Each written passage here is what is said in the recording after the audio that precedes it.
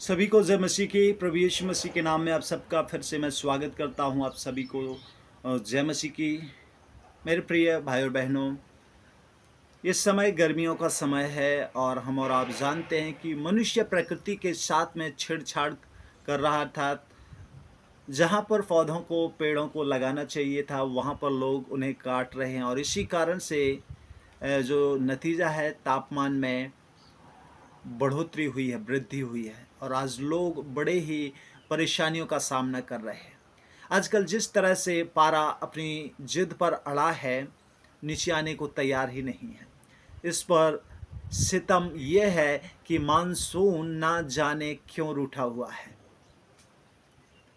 मेरे प्रिय भाई बहनों, अमीरों का क्या, वो तो एसी की चादर ओढ़कर सुकून से आराम करते हैं, सो जाते हैं। गरीब जानवर और परिंदे बेहाल हैं। बड़ी मुसीबतों का वो लोग सामना कर रहे हैं, बड़ी परेशानियों से वो लोग जूझ रहे हैं और कुछ तो मौत की सैया पर अर्थात मौत की नींद में सो गए हैं। बहुत से लोग मर गए, बहुत से जानवर मर गए। क्योंकि तापमान इतना ज़्यादा है। हम जब बाइबल में योएल की किताब 1 अध्याय और 18 वचन पढ़ते हैं तो इस प्रकार से खुदा का कलाम इस प्रकार से कहता है कि पशु कैसे कराहते हैं, झुंड के झुंड गाय बैल विकल हैं। और लिखा है क्योंकि उनके लिए चराई नहीं रही और झुंड के झुंड भेड़ बकरियां पाप का फल भोग रही हैं। जानवर और परिंदे गुनाह नहीं करते मेरे प्रिय भाई और बहन, वो तो इंसान के गुनाहों का नतीजा भुगतते हैं। अंधाधुंध जंगलों की कटाई, प्रकृति से छेड़छाड़ की भारी कीमत चुकानी पड़ रही है। अगर हमारे ये हाल हैं तो आने वाली पीढ़ी में पता नहीं क्या से क्या होने वाला है।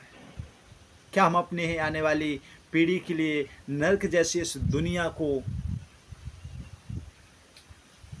तैयार कर रहे हैं, या हम ऐसा उपाय करें कि आने वाली पीढ़ी आनंद के साथ में, खुशियों के साथ में अपने जीवन को यापन कर सके।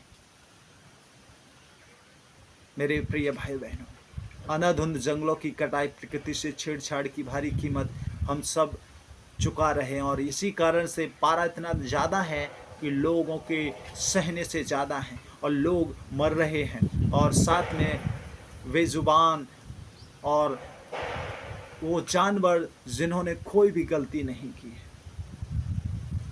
इसलिए हमें ज़रूरत है पेड़ों की कटाई ना करें ताकि मनुष्य और जानवर उन्हें भरपूर मात्रा में इस जो पेड़ पौधे उनसे ऑक्सीजन मिले और इस वातावरण का जो टेम्परेचर है वो हाई ना हो। मेरे प्रिय भाई बहन, तो आने वाली पीढ़ी का क्या होगा यदि ऐसा चलता रहा, ऐसे अंधाधुंध पेड़ों की कटाई चलती रही तो आने वाली पीढ़ी का क्या होगा? क्या हम अपने ही आने वाली पीढ़ी के लिए नर्क जैसी दुनिया बना रहे हैं? यदि ऐसा कर रहे हैं तो आज आपको संभलने की आवश्यकता है। कभी आपने सोचा है कि कौवा और गौरैया क्यों शहर छोड़ भाग गए? कभी हम विचार नहीं करते इन बातों पर, सोचते हैं भाग गए तो भाग गए, नहीं। लेकिन हमें इन बातों पर विचार करना है, हमें सोचना है कि कौवा और गौरैया शहर को छोड़कर क्यों भाग गए। गिद्ध कभी कभार ही नजर आते हैं। अगर अभी ध्यान नहीं देते तो आने वाले दिनों में भारी कीमत चुकानी पड़ सकती है और जिस प्रकार से पशु पक्षी लुप्त होते जा रहे हैं वैसी मनुष्य लुप्त हो जाएगा, अर्थात मनुष्य नष्ट हो जाएगा और बचेगा ही नहीं। इसलिए ज़रूरत है हम और आप पेड़ पौधे लगाएं और इस तापमान को जो है बराबर रखें।